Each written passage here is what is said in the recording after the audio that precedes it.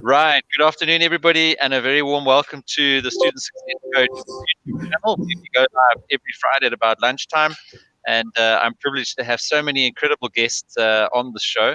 And today we've got the second live appearance with Tracey Ashington, who's been in graduate recruitment for 20 years, and just thrilled to get her insights today on interviews. So that's just really such an important topic. I mean, of course, we've had a challenging year with COVID, and the economy is under a lot of pressure. And when we speak to students and we coach them, we talk about educational psychology, as we have with Hannes Vestels previously, and we've spoken with Kathy Sims previously from Segear about opportunities in the marketplace and matching up, what our passions and our degrees and our qualifications are, etc. A lot of that is going to come down to the impressions that you make with a potential employer out there. So we're going to get into all things interviews, and what we promised you is what we're going to deliver. Tracey's going to give us some tips, and we're going to walk you through sort of from start to finish what that overall interview sort of process looks like.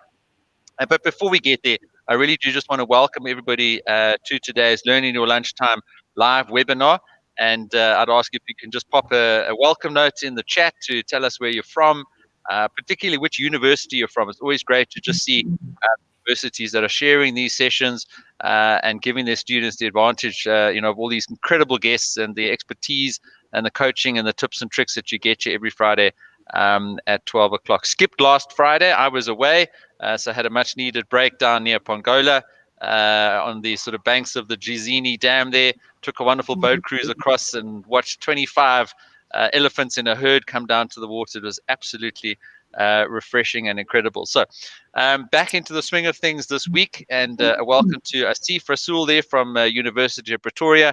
Asif, great to have you. I think you're fairly regular with us. Fantastic. Safiso, good to have you with us. I saw somebody, Veronique from University of Pretoria. It looks like we got University of Pretoria pretty much wall to wall today, Tracey. So as everyone's introducing themselves, why don't you just, in case people missed the last time that you were here, just give us a sense of your experience, in the space of graduate recruitment, and then we'll get into the topic of interviews today. Thanks, Tracey. Over to you. Thank you for having me again. It's interesting. Pretoria featured last time quite strongly as well. I don't know if there's some bribing happening on campus, but anyway. So a little bit about me. I've been in graduate recruitment for many, many years. So initially sort of fell into it unsuspectingly. And that was in London. And I always tell the story because it's going to inspire you. I went over to London, very hard to find the job. I mean, I was unskilled, really young. And I started filing pay slips in HR in the files. And it was somebody who was running the graduate program over there. So it was in a bank. Somebody fell ill and they said, just go and sit at her desk and be available. And she never came back. And I ended up recruiting and running the graduate program in Europe for 10 years. So after that, it was pretty much a done deal. When I moved back to South Africa, I started off in recruitment, pure recruitment, where I would be, hiring people from very junior right up to senior. But the times when I was on campus with students was always my favorite, beyond. And then I sort of veered in that direction and worked for Rand Merchant Bank for 10 years, also hiring graduates. So I'd go onto campus, spend a lot of time with students, not only recruit them, interview them, etc., but I would also, I really enjoyed giving them advice and tips in order to find a job, whether it was at the bank or elsewhere. So you can see by the way I talk about it, it's something I'm very passionate about, and it's something I'm pretty good at. So I hope I can help you out today. Tracey, thank you. And no pressure, but once again, we've got a massive group joining us today. And I think just the follow on conversations and emails and inquiries on your website that you had from our session 2 weeks ago kind of almost took us by surprise. So Tracey does this professionally. I'll put her contact details into the chat. And please do make the investment in an hour of Tracey's time. You will reap those rewards just as you approach the graduate recruitment world and you position yourself for a career going ahead. But Tracey has kindly offered to give her time for free today. And I've got a good bottle of wine, or a case of wine, actually lined up for her.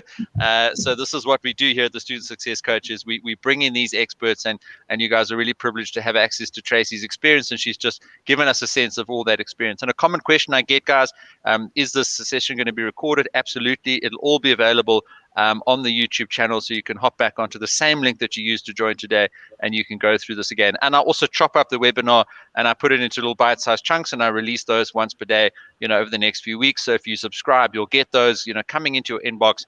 And I just think fortuitously, sometimes those topics that come up in those videos are so powerful and just make the difference. And a person's going to an interview that day, they just pick up a tip and it gets them the job. And you think about, how important just those fortuitous encounters are, and the tips and tricks that you get from being part of these sessions. All right, so we've got a couple of questions here, and we're going to get into them. And I'm certainly going to pick up on those questions, because as we go through the next sort of 50 minutes or so, Tracey's going to give us a little bit of a process, if you like, a step-by-step approach to the whole interaction that you'd have with a prospective employer. So last time we looked at CV writing and cover letters, and we're also going to do a session on LinkedIn. So presuming now, Tracey, that somebody has been out there, been looking for a job, and they've had an inquiry, there's some sort of touch point, with a prospective employer. So that's fantastic. Good news. You've got a phone call, you've got an email, or you're part of a graduate recruitment program, but you have the possibility now to sit down in front of somebody who could make a decision about whether to hire you or not. So Tracey, let's start there. Let's start then, that moment, where the whole process sort of kicks off, and give us, and really we've got students on the call today who just want the guidance and the tips and tricks to give themselves the best possible chances of landing the job that they want with that employer. So where do they start? They've had some interest from an employer. What happens next? Absolutely, the best idea to see it as a process. So it is much like looking for a job itself. It's got to be a strategy. When it's an interview coming up, you want to run as in an organized manner, to the point that you should have a tick box. And why I say that is, interviews are daunting. They're from hell, really. And if there are things that you can do, small things that make it easier for you, i.e., knowing who you're interviewing, who's going to be interviewing you, knowing a little bit about their backgrounds, having double checked so there are no last minute panics, whether it's going to, to find the address if it's going to be a physical interview a couple of days before, leaving early. So, but these are all things I'm sort of throwing at you. So I think the perfect starting point is somebody emails or calls and said, we'd like to interview you. In your excitement, in one's excitement, don't forget to ask questions. So as much as that you're so grateful for the opportunity, then you also want to, they owe you sort of some information as well. So check all the details. Don't assume anything. If you can't remember what the role was, sometimes you've applied for a few different roles, ask them. It's okay to say that. Check who is going to be on the panel. Different companies work it in different orders. Some companies will have you interview with the recruiter or the HR person first, and then sort of the line manager, and then maybe the head of. But sometimes you go in and you're sitting with a whole panel of people, and other times they may have done a lot of screening and you're actually sitting with the business head. And you don't want to be on the back foot. And it sounds obvious, but a lot of the coaching I do I run mock interviews. When people are going to interviews, we role play it, and I act as if I'm the business, and then they are the candidate. And I'm pretty strict, just by the way. I give them, I make it tough. But anyway, so many of the people that I coach will say, I'll say, okay, cool. So who are you meeting with? And they'll be like, I'm not sure. They didn't say.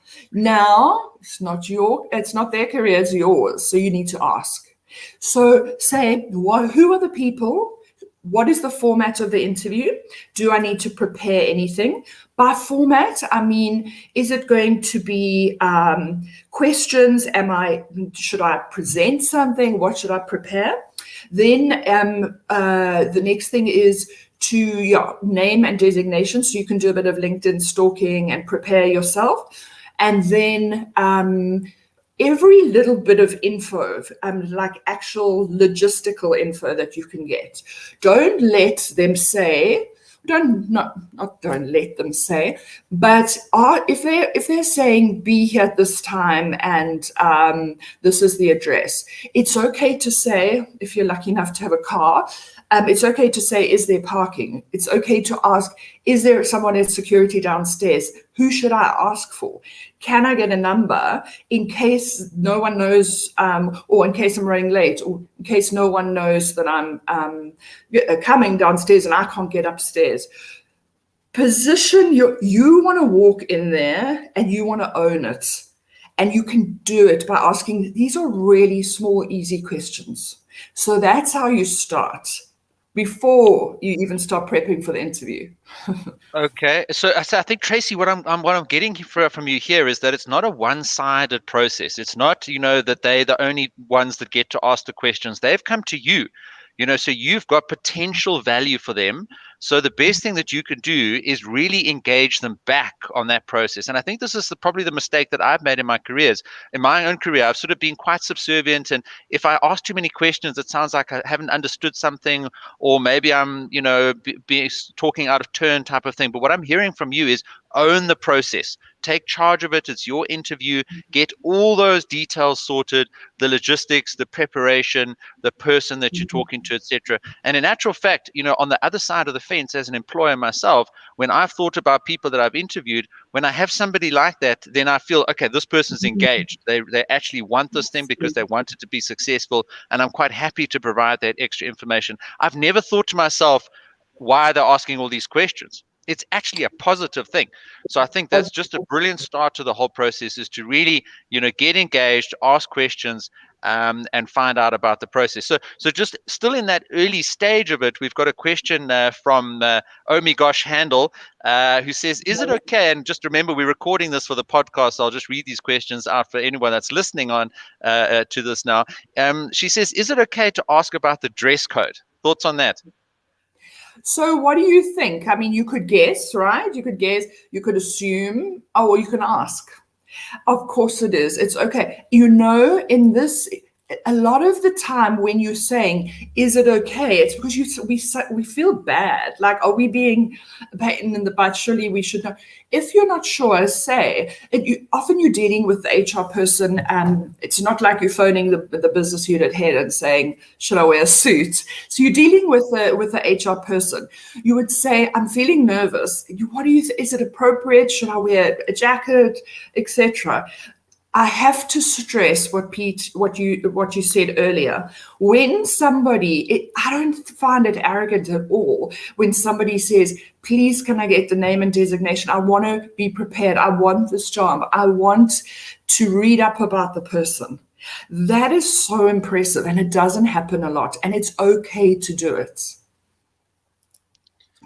Absolutely. Tracey, I think that's really good there. And I mean, just on the point of dress code, so I mean, good that it's okay to ask about dress code. And I mean, just your advice about dress code, should you dress up? Should you dress down? Should you dress to your level of confidence? Should you dress how you wouldn't dress normally? And maybe, Tracey, let's make this a bit fun. In your 20 years of experience in doing thousands of interviews, maybe you can think of some anecdotes or memorable interviews where people just dressed absolutely inappropriately. Is there something that stands out there? And then what is sort of more general advice about dress code and dressing up or down, or how should people approach dress code in general? But a funny anecdote, if you've got one. Okay, so I was waiting for this. As you started, I thought, Pete, don't go there. So listen, everyone's going to feel differently about it. So before the anecdote, let me tell you the following. When there are a couple of things. It doesn't have to be a standard thing. When I was getting dressed today, I was thinking, It's cold. Should I look cool for the students? Should I look more professional? That's how we humans are. So it's very seldom that there's going to be something that is right or wrong. The few things to consider are, once again, you want to be empowered. You want to feel as comfortable as you possibly can, because it's already stressful. So think about an outfit that you feel kind of like a boss, and whether that is jeans or whether that is a suit. Now, the other thing is, remember when you're being interviewed, they can see your skills and they can see you're a good fit for the company. But they also want to see that, especially in a client, and at some stage, their clients, they want to see that you could represent the organization in a professional sense. That doesn't mean a full suit, but that does mean giving a really good, impression of the business. The other thing that I would say is, just before I share, while I'm doing this, I'm buying myself time, because I'm trying to think of how I'm going to tell the story. So the other thing is, I personally find that if when you're prepping for an interview and you go onto the company website or whatever, you'll get a feeling from the photos of the staff, and so you'll get a feeling for the vibe, not only what they're wearing, etc. It's quite tangible. Obviously, for the photo shoots, they do dress up a bit, so you can take that away. But there are going to be events and things where the people were at their photos that are quite useful. So I must say that the most common thing that I've found that is more disconcerting than I think people realize is cleavage. And, I think, a blouse, and I'm talking about in the female sense here. No, actually both. A blouse that is comfortable when you're sitting up straight may not be high enough if you are nervous and you are moving around. And it's really awkward when you don't realize that a part of your chest is out and the whole panel can see it, and you're there, and it's just the most mortifying thing. So I did experience that, where somebody had come in a really low cut top. And I mean, the people that I was interviewing with were so distracted. I was struggling to keep them together. So I could see they were all just like completely thrown off and enamored. And one of them must have WhatsApped a colleague upstairs, and then the colleague joined the interview. An absolutely beautiful lady, by the way. Another time, I had somebody arrive early for an interview, and I was walking into the office, and I saw this person lying on the sofa in reception, and sort of stretching back, lying like pretty much like when you're watching telly. And the cleavage had sort of slipped to the side. And I thought, goodness me. And I went up to my desk, and the candidate showed up, and it was the lady. And it was very hard to picture her any other way after having seen her sprawled on the couch. But in any case, we can't get it right all the time. Thanks for that, Tracey. And I think a good, honest, piece of advice there, certainly to the ladies, but equally, I think to the men as well, to take awareness of that advice as well there.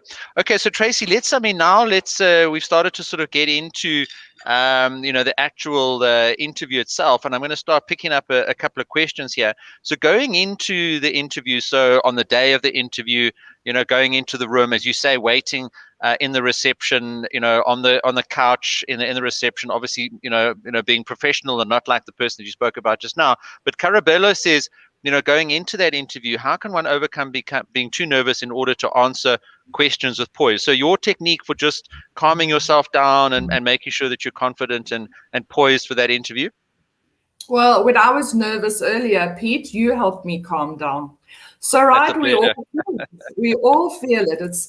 It's normal. You really want the job. It's it's a very vulnerable space to be in. So you are going to be nervous. What I find is if you try and maintain, so I talk a lot about keep the power. If you try and if you lead the whole experience to the point you can, and don't worry, when I say lead it, I'm not meaning, I'm going to explain. If you are the one who is not on the back foot waiting for people to ask you or approach you, but if you are someone who does what you can do with confidence, it makes a big difference. So I'm going to give you an example. So I always say, if you go into the meeting room, and virtual interviews are going to be a whole nother thing, but it kind of applies. You go into the meeting room and perhaps no one is there yet. I always like to stand up at the window and pretend I'm looking outside or read the business day, even though I don't understand it. Because when people come up and walk into the room, you're not feeling like you're sitting at the table terrified. So it's nice. It looks really polite if someone walks up, or even if they're sitting, if they jump up and shake hands, obviously now, I think it gives a really positive impression, but it displays confidence, even though you're not. So you're not sitting there. The other thing is when you're sitting in the interview itself, I always say bring a few things. They're kind of props, and they do help to buy you time when you're terrified. So little thing is, like, I would always say have a notebook. I have my daughter's grade 12 social studies covered only in the front, So have a notebook, have a pen, have a bottle of water. Well, and then what you can do is you can always say a few things. Oh, I'm so sorry. I'm so nervous. Please bear with me. I've gone blank. Can I just take a deep breath? You're a human being. Or you could say, do you mind if I take a sip of water? And you've got your bottle. You haven't asked them to go get you a glass of water and blah, blah. That's wasting your time. Then the other thing is, if I am nervous to answer something, I can always say, can I just think about it? And I can sort of just ponder like this and then take a breath and recover myself. Because if you are nervous and you just start speaking and you get, they may think you're being oppressive, but inside your own head, the last thing I would say on that is, you're a human being. You're young. You guys, these could be first interviews for you. I'm talking like after 20 years, it's so easy to do. But the last thing that I will say on this is, guys, it's okay to say I've gone completely blank. It's okay to say, may I leave the interview and then email you afterwards if I can think of it. I'm so nervous. People will be so understanding about that. Tracey, great practical hints there, and just touching on the virtual aspects as well. And something that I teach in my course as well is, be very conscious, obviously, of your background. If you're, conducting the interview from home, try and make sure that you've got a quiet space. And we've all seen these, Zoom interviews that have gone wrong, and the BBC interview where his kids ran in the back, etc. And I just want to emphasize the point that you make there is that you're still a human being in that situation, and there are going to be even more circumstances in your home environment that you are just not going to be able to control, and just treat that naturally and confidently, and even request to reschedule the interview if you need to. Don't think that you have to present this perfect environment. We're all living at work or working from home. Those lines are all blurred, and employers will understand that, and I think they'll appreciate the confidence with which you manage the environment. And Tracey, we're going to pick up on a couple of points here, but now we've spoken about going into the interview. I like your point. I mean, I remember going for an interview when I was at Accenture. I was being interviewed to be a project manager on the R&B radar project many, many years ago. And I stood on the top floor there of that tall R&B building. And I was waiting for, I think, Mike Field and Peter Jane to come in. They were the two on the panel to interview me. It was just them two and me. I had a couple of other big, scary panel interviews at R&B over the years, but I would always stand up and look out of the window. And of course, it's a beautiful view from the top floor there. And it just gave me that perspective. It gave me that calm. And when they walked in, I didn't have to get up and move my chair and do anything. I could greet them confidently, give them a handshake. Obviously, wouldn't do that in the current circumstances, but, just got that interview off to a good start in the physical environment. And then in the virtual environment, so I just wanted to maybe just to mention to everybody, if you look at how Tracey and I have positioned our head and our torso, upper torso in the frame of the camera, your eye line, you want to be at about a third of the way down from the top of the camera feed. So I see lots of interviews of people sort of sitting like this when they're doing an interview, or looking off to the shoulder. Be very, if you're doing a Zoom interview, make sure that your head is really in the center of it, and then your eye line, and you can see there Tracey's eye line a third of the way down, and then your shoulders are probably going to be a third of the way down as well. And that rule of thirds, with your nose in the center of the camera feed, just automatically says, to that prospective employer, they're positioning themselves well, they're confident about the interview, they've dressed for it, and they've got the right presence on camera. And then obviously, as we've spoken about, that presence, in the physical environment, obviously also important. Okay, Tracey, let's go. Tracey, you got a question? Yes, before you go on, go ahead. I thought of something when you're speaking. I am at my most amazing neighbor's home. He helped me out because my Wi-Fi is terrible, and so I'm blessed today. But I want to actually ask you a question in a little bit about backgrounds and so on. But when someone comes to me to do a mock interview or an interview prep, one of the first things before we even start talking is I say, okay, so what are you going to wear? What about the lighting? Oh, I've got a lamp in my room. Go and fetch it. Bring it. Let's test this all out.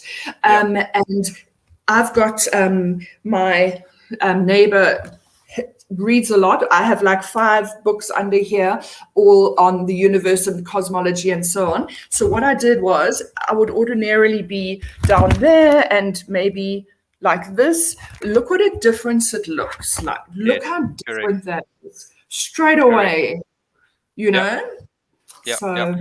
No, Tracey, that angle, I mean, so you don't want to be looking down like this, and you don't want to be looking up like that. So I mean, I'm actually at the Dome. I was on a live panel interview with Africa Milani this morning for a fintech conference that we're participating in with the Dutch embassy. So I was incredibly nervous when I went up on stage earlier this morning, and I'm sitting on a couch just in the studio as they're breaking it down at the moment. But as I say, conscious of how positioning myself in the video feed, and then conscious that I'm sort of looking directly into camera. So I absolutely completely agree with what you're saying. And it doesn't actually require a lot. Just a couple of books under your computer to lift it up.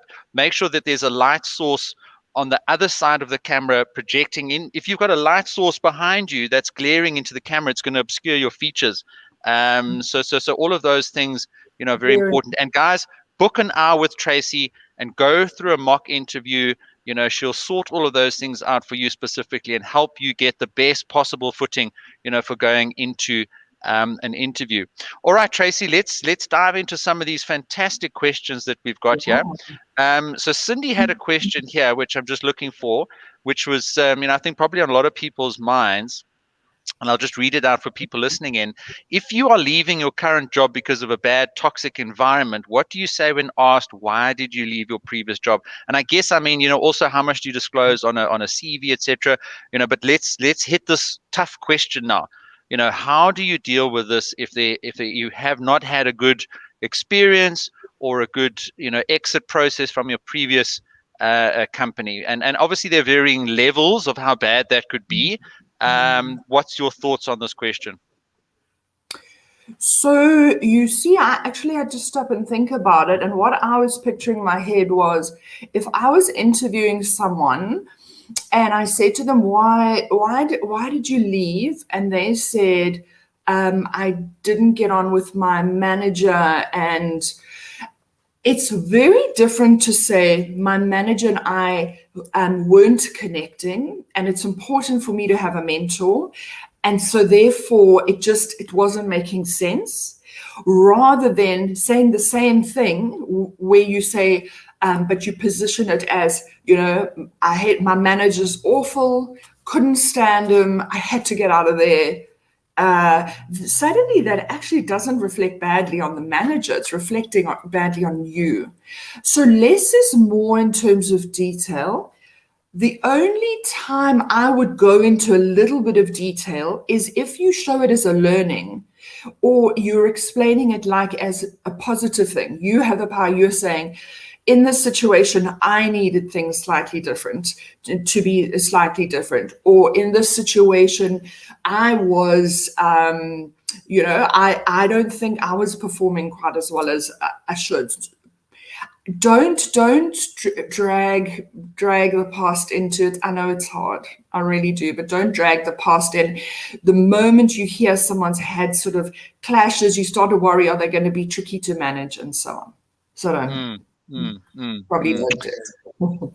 Okay, that's and I think just following on from that, be quite introspective, as you were saying. Don't blame a previous manager or blame a previous environment. Be quite forthright about your sort of role in that and why you had to leave, etc., without obviously going into too much detail, etc. And just on this question here, if it'll work against a candidate if they mention a negative aspect about themselves, and we've had another question about being honest about weaknesses, etc. How do interviewers interpret this? Is it honesty, or is it then an excuse to decline you? I love that. Good riddance. I love that. Okay, so this is a question, and I'm telling you, if I were interviewing for a job now, it's something that I struggle with. It's like a double-edged sword. So if you say I don't have, I don't have areas for development, perhaps they will say, okay, they maybe aren't, they're hiding something, or maybe they're trying to, they're answering like they think we want to, hear. Or if you do say something about yourself that you're really not good at, you will always wonder whether you would decline perhaps because you said that. So it's just too vague, and they'll spot if you're not telling the truth. What I like to do is, me personally, is I would say, what is the attribute that you're most proud of? And then I say, and we all have areas for development. What is one that you're aware of? And it's very useful to talk through a scenario where you did have a weakness, but you talk through how you try to overcome it. So you can say, listen, I tend to miss deadlines because I am so focused on making, the work perfect. So something I'm aware of, and what I'm doing now is I try and do it, a bit of a timeline to help me stick. So there you're actually telling the person, I mean, you're owning the fact that you dropped the ball, but you're also saying, it's not all bad, although it probably is, but you're saying what you're doing to fix it. Okay, good stuff. Tracey, we're sort of halfway through our time together today, and just a quick ad break. Tabang asks, how and where do we book a mock interview session with Tracey? By the way, I'm following her on Facebook. There we go, a new follower for you, Tracey. So Tabang, I've put the website for Tracey there in the chat. So I think it's traceyashington.com.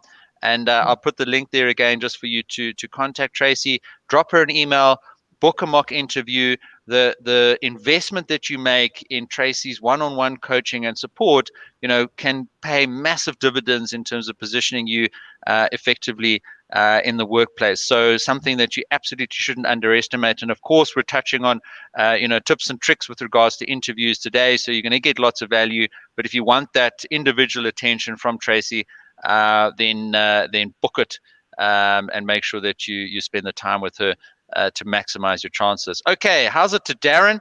As I always say, one of our best digital marketers in South Africa. So Darren, really great to have you on the webinar. I've done a lot of work with Darren. If you want digital marketing, please go and check out his website as well. And Darren's asking a fantastic question here.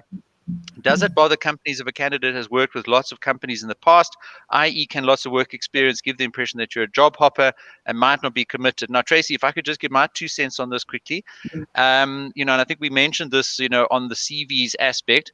And there is, the CV that does show every 6 months you've moved, or a year, or whatever the case may be, and then you've got lots of employers.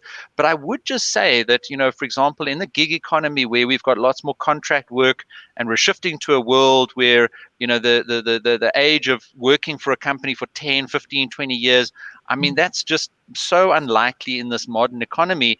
Do you see employers becoming more aware of and susceptible to this idea of, in actual fact, lots of different experience, lots of different companies can also be an advantage to an employee coming in through the doors, but on the negative side of things could indicate more underlying issues of lack of commitment, etc. So, your thoughts on how to balance that in light of Darren's question here? I think these questions today are awesome. I'm loving it. It's like as I think of something, the question pops up. I think that so long as you can explain it reasonably, it's going to either, whether you're moving often or not, so long as you're explaining the strategy of how you position in your career. So how about this? When you're young, you guys, the first job, you may make a mistake. When you're choosing what to study, you could choose the wrong thing. You're coming out of varsity and you have no clue. So, and you're allowed to make mistakes. Take advantage of it. So if you, for the first 2 or 3 jobs, were just not settling, it wasn't your happy place, it's okay to move around. You can always say, when my first job, I thought I wanted to be a this or a that, and then I realized it wasn't where I'm good. A little bit later on, so I agree with you, Pete, that people are more fluid these days. A little bit later on into your career, I find that, say, for example, I talk about this guiding light thing. You wanting to be at a certain place in your career, and there's different ways of getting there. Now, some of those routes may be to say, I want experience in this field and this field in order to get there. Others may be, I want this job, this junior job, then I want a manager role, then I want to be a senior person. So that path is different for everyone. And if I looked at a CV and I thought, wow, they're jumping every 2 years, and this is once you guys are more experienced, I would say, maybe what a waste. Just when you're getting up to speed, you're kind of not reaping the benefits. But I think it's a positive thing. And you bump your salary when you move, guys. So let's just be real.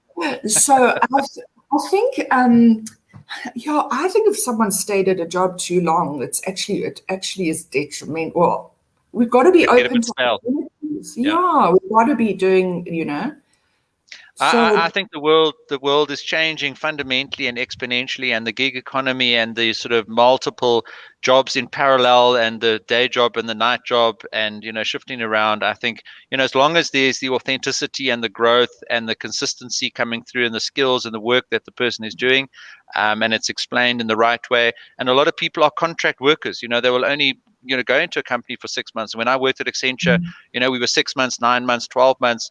On individual projects, and then we moved off them. So thanks, Tracey. That's very, very interesting insights there.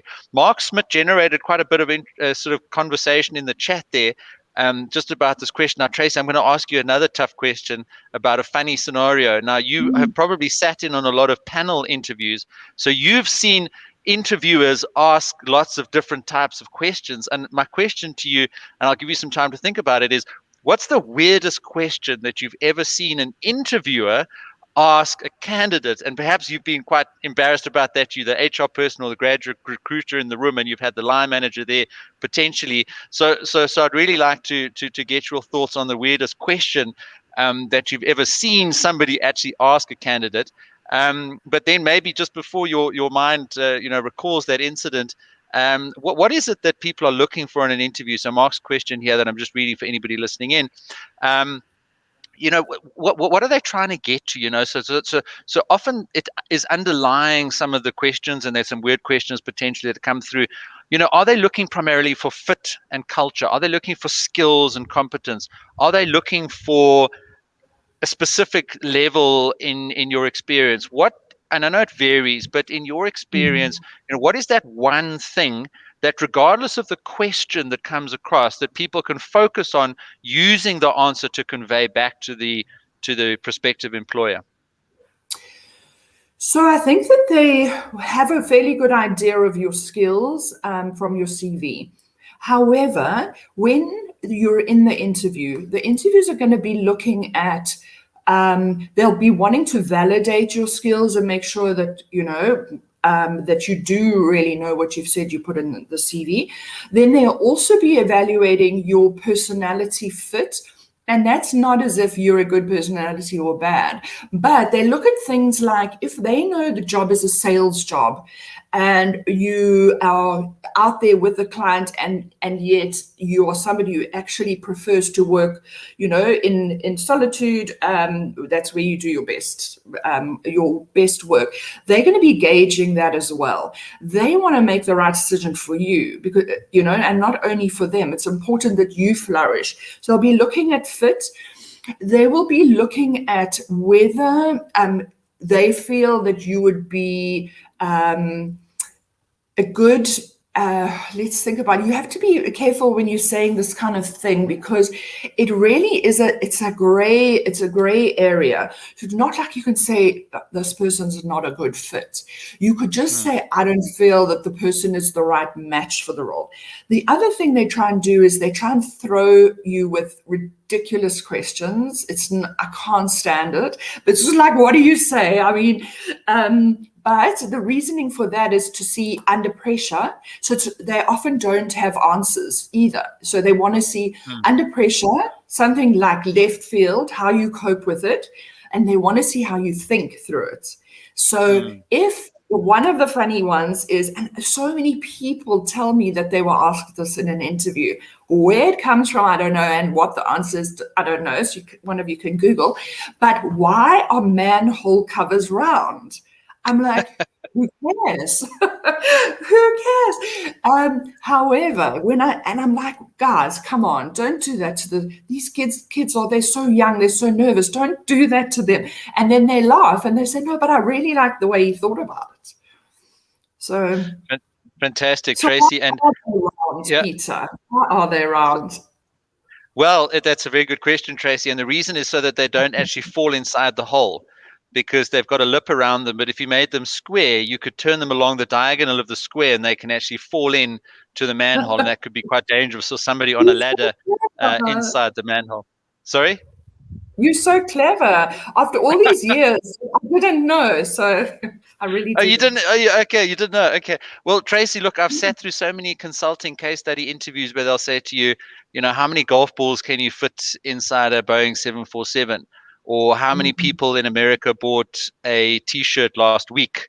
And I mean, look, I don't think I did very well in those case study interviews. But it's the thought process that you go through of arriving at the answer that they were certainly interested in. So I think we've answered certainly the previous question about the strange question, and Dolphus there, the three main questions critical to decision-making interviews. I think we've touched on that. I did just want to come back to your point there, Tracey, that you mentioned about the skills aspect of things. And I've popped into the chat a new course of mine that I've recently launched. And I'd love everybody on the course to jump in there and to enroll, because I think if you can understand what is required to create a culture of learning in an organization. And if you can come into an interview with a good sense of your own skills, which, as Tracey says, will be on your CV. But if you are seen as somebody that's constantly acquiring new knowledge and developing other people around you, it's skills and it's competence, that people are hiring. And in the interview, they're looking then maybe for the fit and the culture and the relationship aspects, which creates a fuller picture of you. But from a skills and from a learning perspective, Tracey, I mean, and I know that both you and I have worked in organizations that value learning. your thoughts on the importance of helping to create a culture of learning and demonstrate in an interview that that's something that is important to you and that you would help to contribute to the firm if you were to be hired.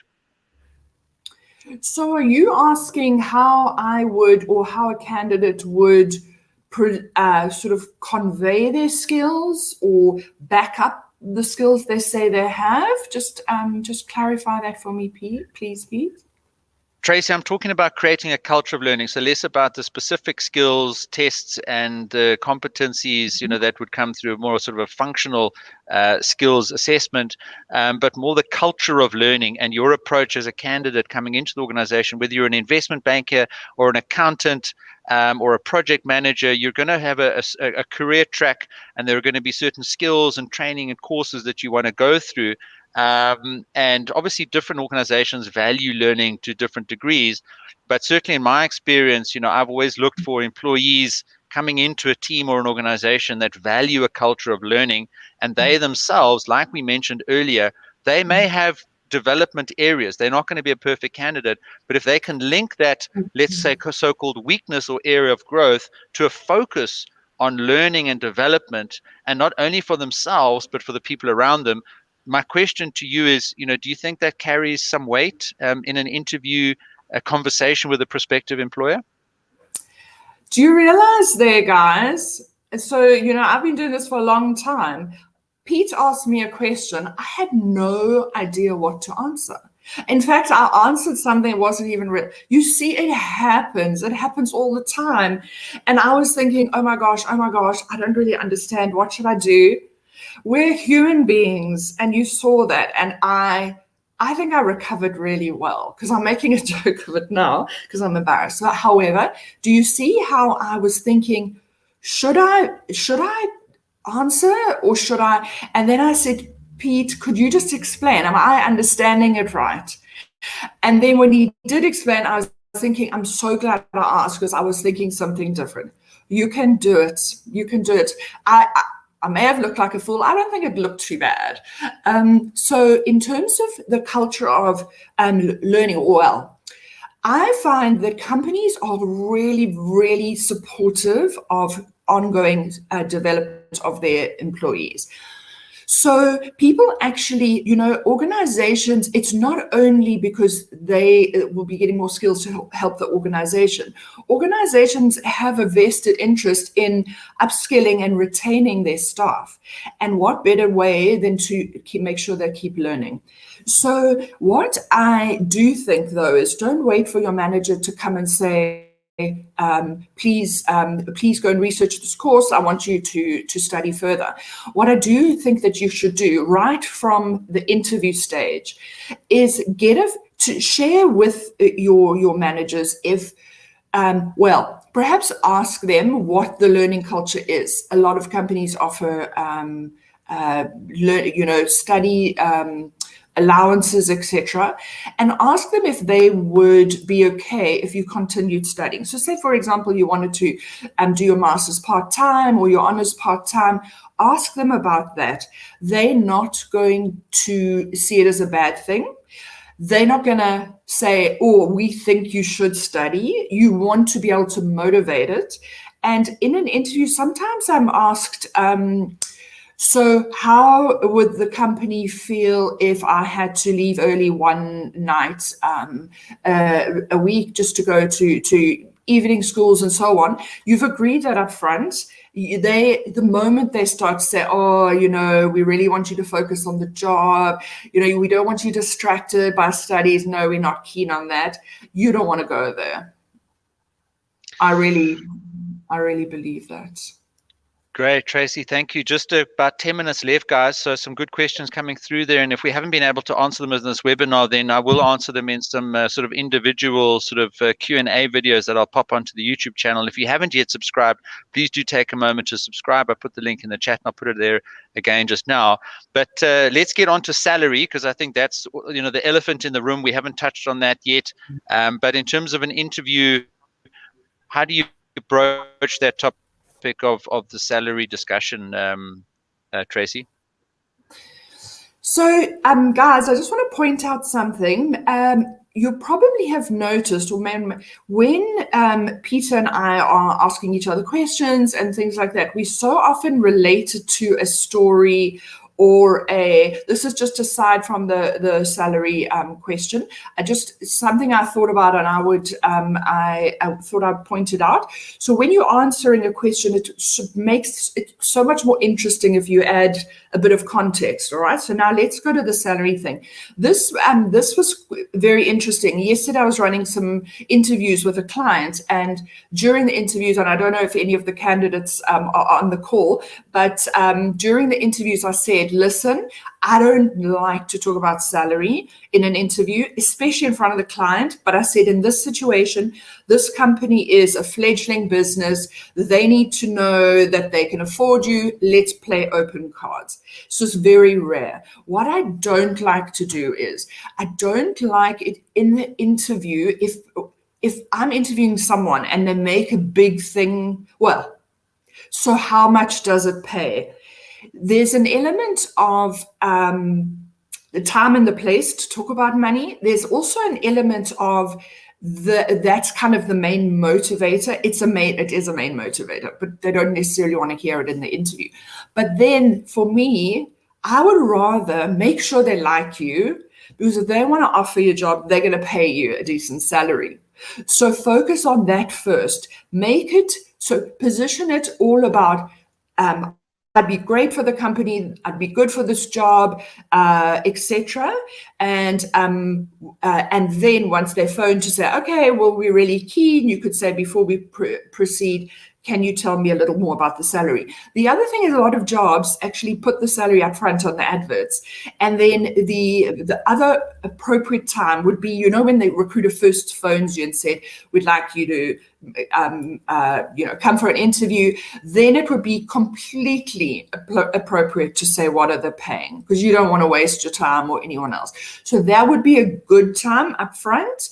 Otherwise, if it's kind of been, if they say, we'll pay according to what, your skills or whatever, before you go on after the first interview, that would be a good time to ask. And normally the HR person you feel a bit more comfortable with asking. Yeah. And I mean, Tabang asks, from the other side of things, if you get asked. It's hard. I think we may have lost Pete, so I'll talk here. I'll keep talking in the meantime. So you don't want to shoot yourself in the foot. And I hope if someone pops something in the chat just to let me know that you guys can still hear me, and then I will carry on. So when it comes to when they're asking you what you want to earn, you don't want to say too much and then they say, oh, they can't afford you and you don't get the job. You don't want to say too little and then feel like afterwards you could have asked for more. Have I frozen? Okay, so let's see. Okay, cool. Yay, thank you. We'll keep going. I'll hijack it while I think Pete's struggling with his connectivity. So if somebody says to you in an interview, if someone said to me in an interview, how much are you looking for? I would say, listen, I've got a study loan to pay and I need transport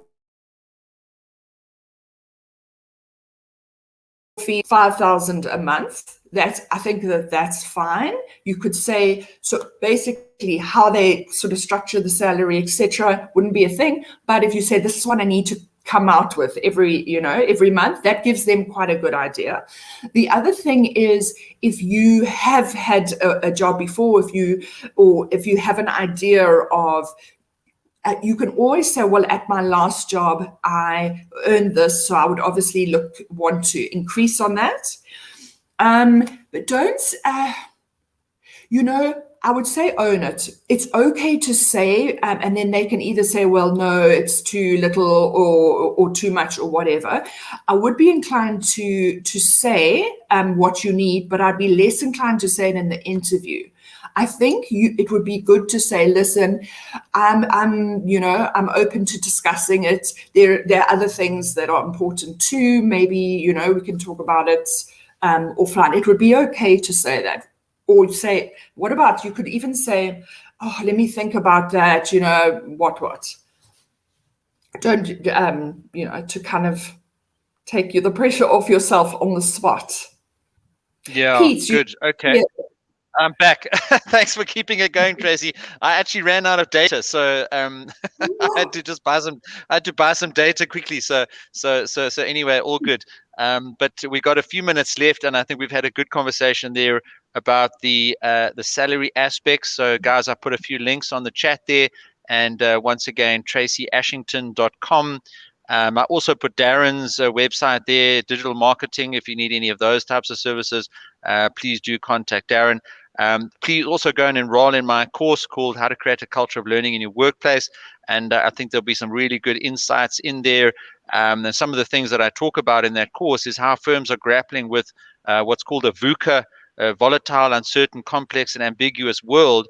And their source of talent to help them deal with that exponentially uncertain world that they're dealing with is yourselves. So as you're going into interviews, I'd really recommend that you demonstrate this willingness and awareness of how important it is to create a culture of learning.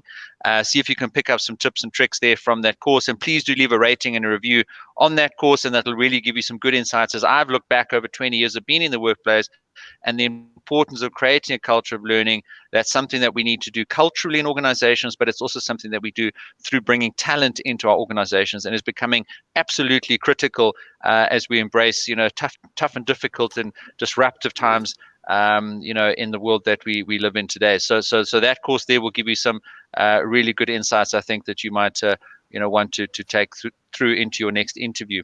We've got a couple other questions, Tracey. I don't think we're going to get to them. I'll pick them up in a couple of individual Q&A sessions. Tabang, yes, this session will be saved and uploaded on the channel, the Student Success Coach. So Tabang, just to answer that question, I put the link there to subscribe to the channel, and you can go and navigate the videos. You can even go and see the previous video of the interview that we had with, or the chat, let's say, with Tracey previously, where we looked at interviews. And Tracey, in 2 weeks' time, we're going to be looking at job search strategies, right? So this is now really going out into the marketplace, positioning yourself. We've looked at CV writing and interviews, which are really mechanisms, for workplace readiness, but approaching the market and looking for an employer, that'll be the topic of conversation in a couple of weeks. And I think we're going to put another one in the diary where we'll do a bit of a deep dive on LinkedIn, and we'll go into LinkedIn as a tool, both for recruiters and for job seekers. So, give you some insights on the features of LinkedIn. So, Tracey, any final thoughts there, either on the 2 sessions that are coming up, job searching or LinkedIn, or today's discussion, interviews? Once again, I'm also just blown away by the fantastic, questions that we've had today. Clearly such an important topic. And guys, go and book an mock interview with Tracey. Hop onto her website and contact her. Take action immediately after this webinar. That's what we're all about in the Student Success Coach, is to take action and improve and change your circumstances. Tracey, last thoughts on any of these topics? Okay, so 2 things. First of all, you don't necessarily have to go to a career coach, but do a mock interview or run through with a friend. Go to YouTube. They often have interviews that you can watch and you can get a lot of tips, or else, because you know the stuff in your head, and I'm sorry I'm talking so quickly, but if you actually practice it, it's a dress rehearsal, it makes a big difference. Last thing, my favorite, look at this. This is the tip par none. So basically, when you're in the interview, draw the table. If you then put chairs around it and write each person's name. You know how good it looks to say, well, Tracey, yes, thank you so much. And people like you to remember their names. You'll look like a boss. Good luck. Good luck. No, Tracey, that is such a powerful tip, and I think important even once you're working for a company. So often we go into meetings, and especially if we're new and we've just joined, etc. Use people's names. It's the handle to the handle on the door to their soul, to the relationship. And do whatever it is that you have to get good at remembering names. Repeat the person's name, write it down on a piece of paper. And the other thing, Tracey, just that I forgot to mention earlier about writing down on your notebook that you should have with you, as you're going through the interview, when we were talking about nerves, is, often used to just write in the top right-hand corner, breathe. just Oh, breathe, that's and I would just lovely. see that in the top right hand corner of my notebook. And if I was looking down there and I needed to reflect on a question, or I needed to gather my thoughts, and I just saw there breathe. So if you can getting oxygen in, you're feeding the brain, you're feeding your conscious ability to answer those questions and think on your feet. So use those tips and tricks that we've given you today's session. So Veronique says there, thank you, the student success coach, and Tracey Ashington. So yeah, I mean, we're going to have a couple more sessions, myself and Tracey, and hopefully this has been useful for you guys. And Dwao says, thank you, it really did help. And Gotladi says, thank you. Thank you, thank you. Thank Katlejo says, you thank you. for having me. This was Thank you. great. This was amazing. Yeah, no, absolutely. So, guys, I mean, look, I just take an hour out of my day. Tracy's taken an hour out of a day. Both of us, we have a heart for your success. We have a heart for seeing people succeed and get through their studies and find the career and the role and the passion that they want, so they can be successful, lift themselves up, lift other people up, lift their family up. In the process. So Tracey, thank you for your time, your patriotism, your support, your passion, and your heart. We spoke previously very briefly about some of the charity work that you do. Tracey is incredibly involved in a number of charities, one of which is where she gets suits donated. Well, you tell it, Tracey. I mean, we can go a couple of minutes over. And that charity actually talks directly to interviews. So why don't you talk about that charity and how you help people dress up, for interviews, even if they don't have a suit. And we should have mentioned that when we had the question earlier, but maybe let's finish off on that incredible charity. And I think I just thought of that. We need to do another session based on, corporate attire, and then I can talk for a whole hour about my charity. But I was noticing that people were coming, having had to borrow a smart office attire shirt, or, share it with their brother or whatever. Students, right? You don't have money. So I said, there's so many people in businesses that aren't using, maybe they've grown out of their suits, maybe, they aren't using them anymore. And listen, so when I say suits, I should say office attire. It's not necessarily suit. So then I said, come on, guys, bring them in. And I hung them all up in my office.